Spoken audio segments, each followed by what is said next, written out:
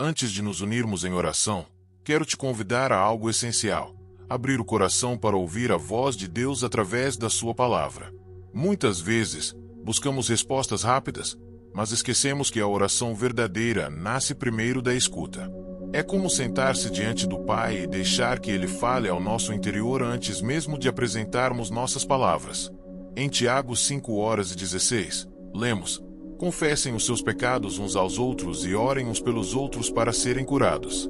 A oração de um justo é poderosa e eficaz. Este versículo não é apenas uma instrução, é uma convocação divina para uma vida espiritual mais profunda, mais transparente e cheia de poder. Observe como o texto começa: confessem os seus pecados uns aos outros. Essa palavra, confessar, exige humildade. Significa reconhecer que não fomos chamados para viver escondendo nossas fraquezas atrás de máscaras. Deus nunca nos pediu para fingir que estamos bem quando, na verdade, estamos feridos.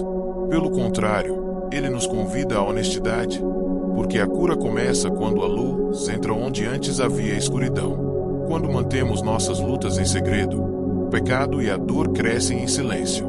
Mas quando abrimos o coração diante de irmãos de confiança, a restauração começa a fluir.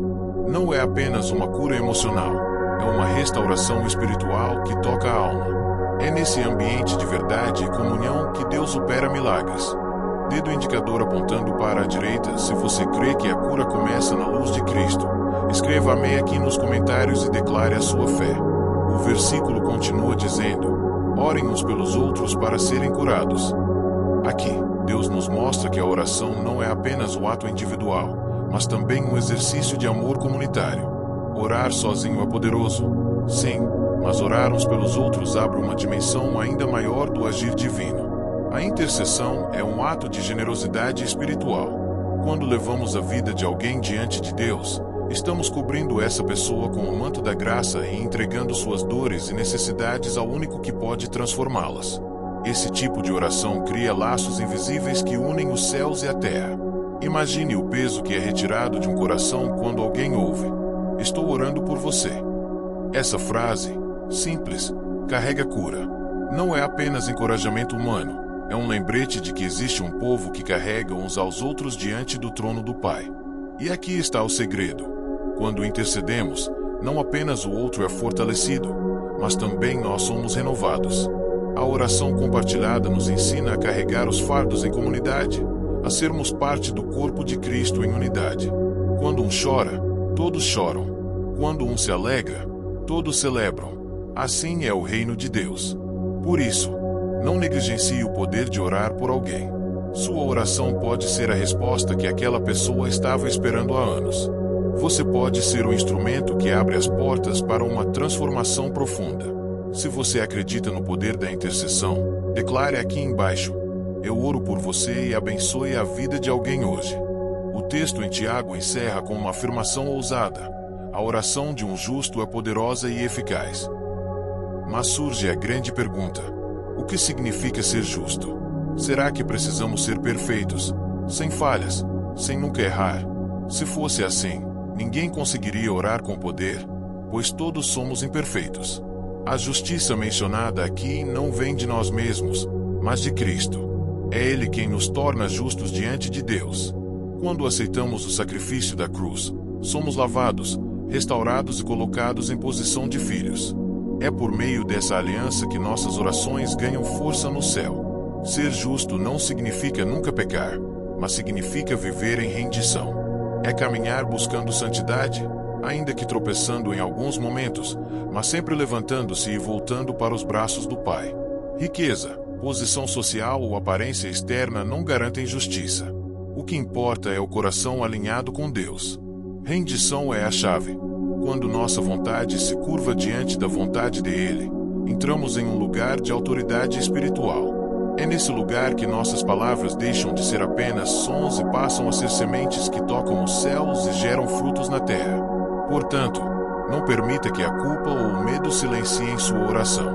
O inimigo quer fazer você acreditar que não é digno de falar com Deus, mas Cristo já rasgou esse véu. Ele abriu o caminho. Se você está em Jesus, você é chamado de justo, e a sua oração tem peso eterno. Escreva nos comentários: eu sou justificado em Cristo, e declare essa verdade sobre a sua vida hoje.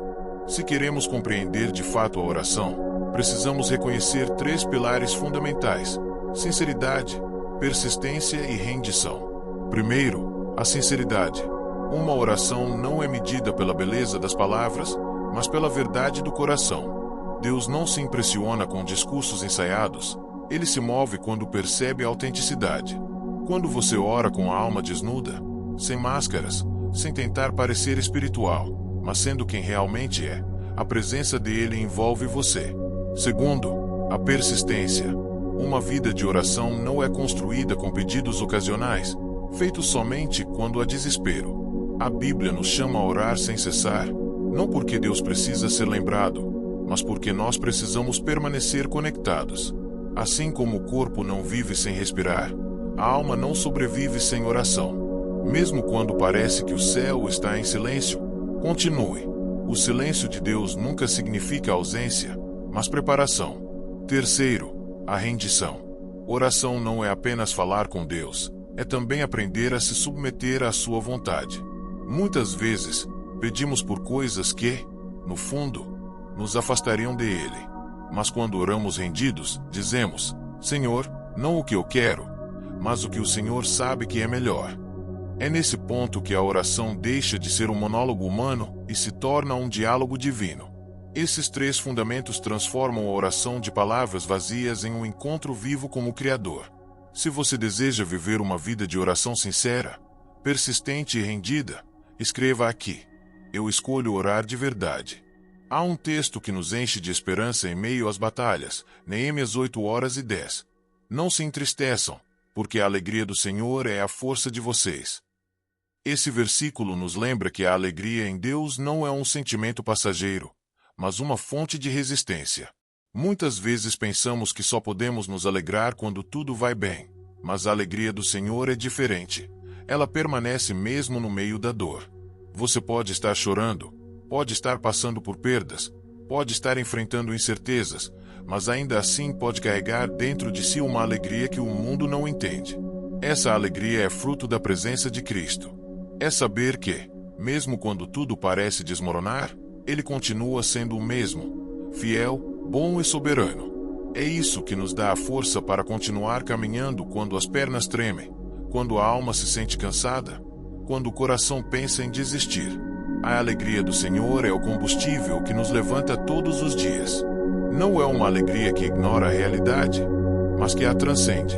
É olhar para o céu e lembrar: eu não caminho sozinho, o Senhor é a minha força. Por isso, quando orar, não ore apenas pedindo solução. Ore pedindo alegria, porque é ela que te sustentará no meio da espera, no meio do silêncio e no meio das provas.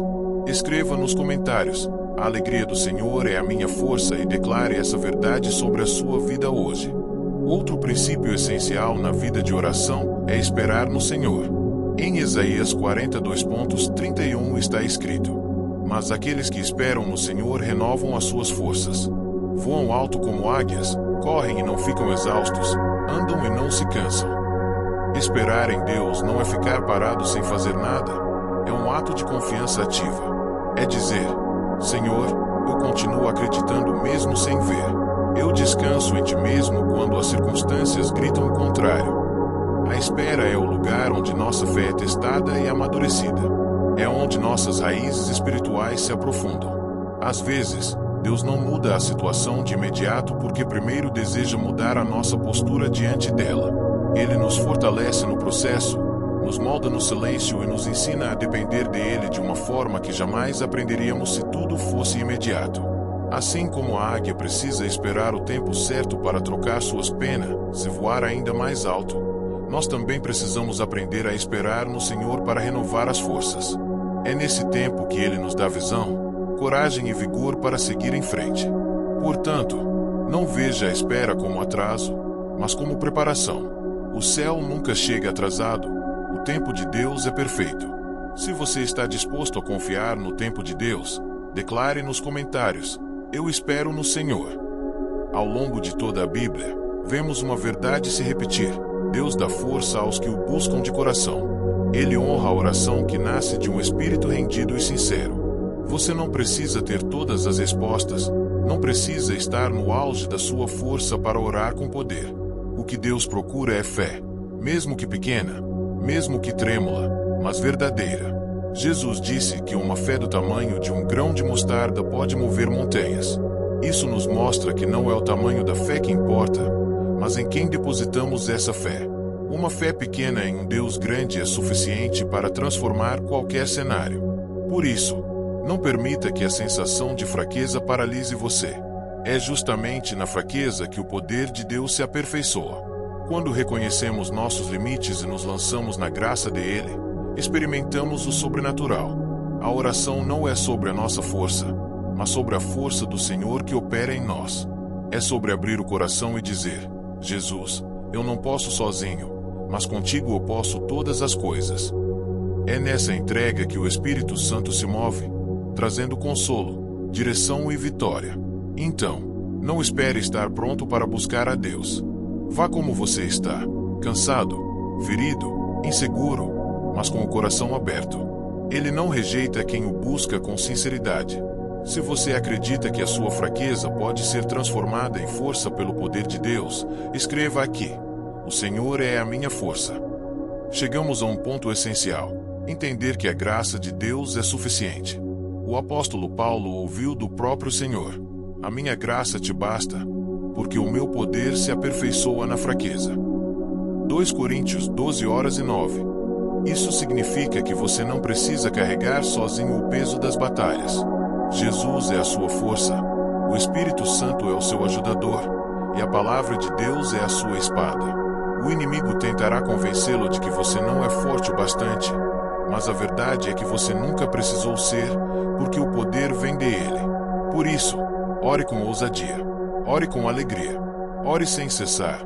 Mesmo quando não vê resultados imediatos, continue crendo. A oração não é apenas sobre receber respostas, mas sobre permanecer conectado à fonte. Assim como o corpo não sobrevive sem oxigênio, a vida espiritual não resiste sem oração. E lembre-se, cada vez que você dobra os joelhos, o céu se move. Cada lágrima é registrada diante de Deus. Cada clamor sobe como incenso ao trono. Nada se perde quando é entregue nas mãos do Senhor. Seja ousado em sua vida de oração. Não se limite ao que parece possível, porque servimos a um Deus que age no impossível. Escreva nos comentários: a graça do Senhor me basta, e declare essa verdade sobre a sua vida hoje. Agora, vamos lembrar do que Davi declarou no Salmo 23. Certamente que a bondade e a misericórdia me seguirão todos os dias da minha vida. Essa não é apenas uma frase poética, mas uma promessa divina. Onde quer que você vá, a bondade do Senhor está atrás de você, e a sua misericórdia cobre cada passo seu. Isso significa que você não está condenado a viver uma vida de derrota. A sua identidade em Cristo é de vitória. Você não é escravo do medo, não é refém da ansiedade, não é prisioneiro da culpa. Você é filho de Deus, escolhido, redimido e guardado pelo sangue de Jesus. Por isso, declare vitória sobre a sua vida. Declare esperança sobre seus sonhos. Declare cura sobre suas feridas. Quando você abre a boca para proclamar a palavra de Deus, o ambiente ao seu redor é transformado. A fé não é apenas acreditar em silêncio. É também falar, é proclamar, é alinhar sua voz com a verdade do céu. Mesmo quando a lógica diz que não, proclame que sim. Mesmo quando os números não batem, declare provisão. Mesmo quando a dor grita, profetize cura. Porque a última palavra não vem das circunstâncias, mas de Deus. Comente: eu sou mais que vencedor em Cristo Jesus, e profetize essa verdade sobre a sua vida. Senhor, guarda o meu coração no teu caminho. Livra-me de me acomodar em uma vida sem propósito, de trocar o eterno pelo passageiro, de me conformar com menos do que aquilo que o Senhor já preparou para mim. Que eu jamais aceite viver fora da plenitude da tua vontade. Coloca em mim uma fome santa por santidade, por integridade e por verdade. Que as minhas palavras carreguem vida, que os meus gestos transmitam amor, que a minha vida seja uma carta viva do Evangelho. Que até nas pequenas decisões do dia a dia, eu reflita a tua luz. E para cada área em mim que ainda está ferida, quebrada ou insegura, eu te peço, sopra teu espírito, enche de paz, renova a esperança, restaura a fé. Que todo medo seja trocado por confiança, que toda ansiedade dê lugar à serenidade, que toda fraqueza seja revestida pela tua força. Eu declaro que a tua palavra continua sendo lâmpada para os meus pés e luz para o meu caminho. Declaro que as tuas promessas não falham e que o teu amor nunca se cansa de mim. Hoje eu escolho descansar na certeza de que o Senhor é fiel, que o Senhor é bom e que o Senhor é suficiente. Em nome de Jesus Cristo, eu oro e agradeço. Amém. Se esta oração falou ao seu coração, escreva glória a Deus nos comentários e compartilhe esta mensagem para que mais vidas sejam alcançadas.